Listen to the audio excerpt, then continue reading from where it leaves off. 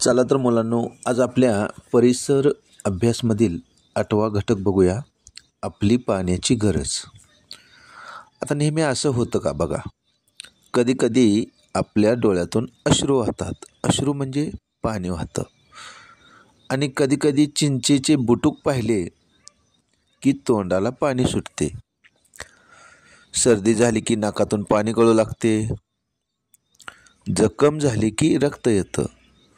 आता या सगळ्या घटनेतून आपल्याला काय समजतं, तर अश्रू, परत तोंडाला आलेलं पाणी म्हणजे त्याला आपण लाळ म्हणतो, नाकातलं पाणी, रक्त, या वाहणाऱ्या पदार्थामध्ये पाणी असतं, म्हणून ते वाहत असतात. आता एखादी छोटीशी काकडी घ्या आणि ती जर तुम्ही किसली तर जमा झालेला जो किस आहे काकडीचा तो एका कपड्यामध्ये घ्या आणि घट्ट पिळा, किंवा एक लिंबू कापा आणि लिंबूची फोड घट्ट पिळा. तुम्हाला काय आढळून येईल, तर काकडीच्या किसांमधून आणि लिंबूच्या फोडीतून रस बाहेर पडतो. आता हा रस म्हणजेच काय, तर या रसामध्ये, लिंबाच्या रसामध्ये आणि काकडीमध्ये सुद्धा पाणी असते. आपल्याला तहान का लागते बघूया. आता आपल्या शरीराचे काम व्यवस्थित चालायला हवे, त्यासाठी आपल्याला पाण्याची गरज असते. पाण्यामुळे आपलं रक्त पातळ राहते. पाण्यामुळेच अन्नाचे पचन नीट व्हायला मदत होते. नको असणारे पदार्थ लघवी वाटे शरीराबाहेर टाकले जातात. शरीरातील पाणी कमी होऊन चालणार नाही. ते कमी झाले की आपल्याला तहान लागते. माणसाप्रमाणेच इतर सजीवांना पाण्याची गरज असते.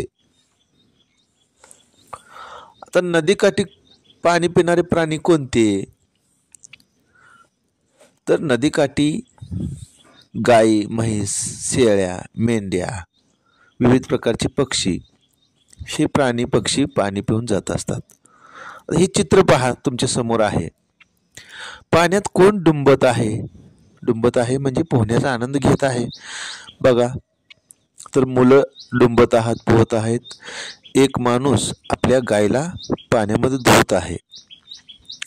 पाणी भरून नेणारे लोक पाणी कशासाठी वापरणार आहेत, हे तुम्हीच आता विचार करा आणि सांगा.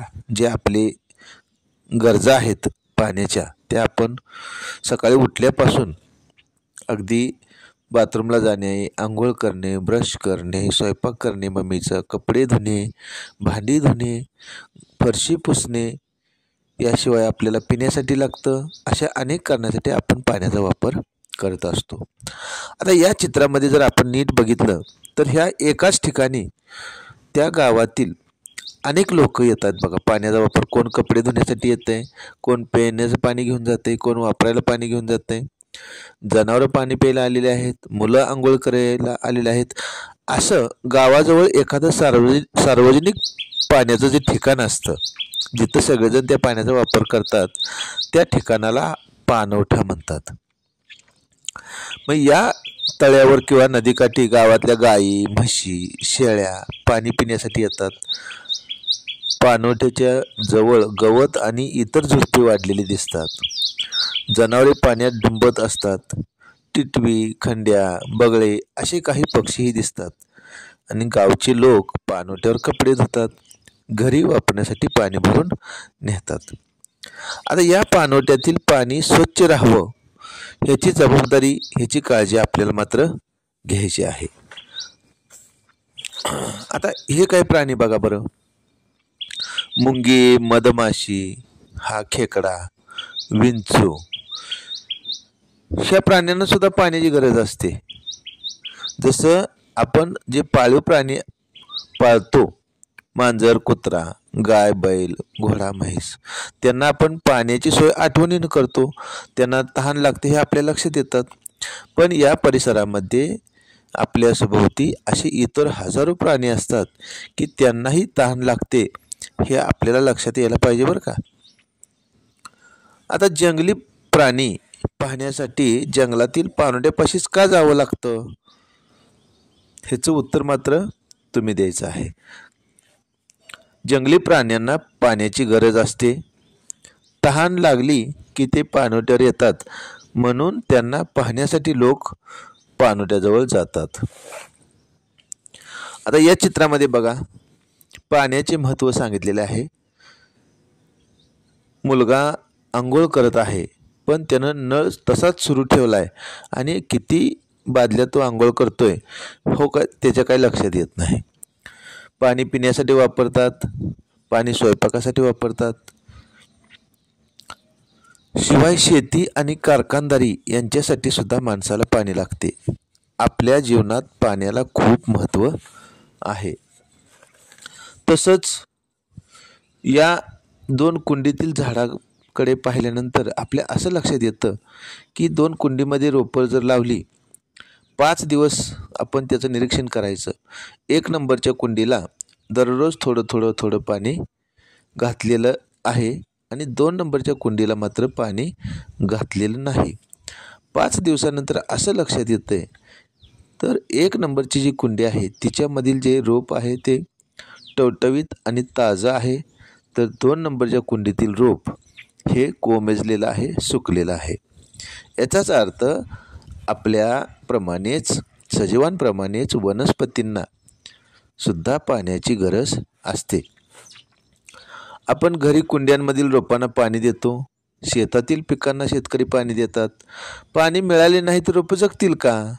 तर जगणार नाहीत. म्हणजेच प्राण्यांप्रमाणेच वनस्पतींनाही पाण्याची गरज असते.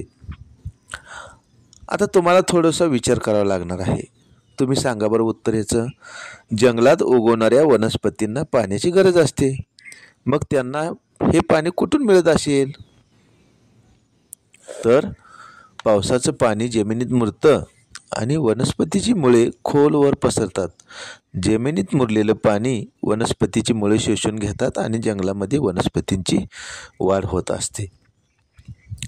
आता या शेजारच्या चित्रामधली वनस्पती बघा बरं. या वनस्पतीला एक कणीस दिसते, कणीस. तर ही जी वनस्पती आहे पाण्यामध्ये वाढते. पाणथळ जागी जिथं पाणी साठलेलं असतं अशा ठिकाणी वनस्पती उगवते. या वनस्पतीला पानकणीस म्हणतात. काय म्हणतात? पानकणीस. तर पानकणसासारख्या काही वनस्पती फक्त पाण्यातच उगवू शकतात.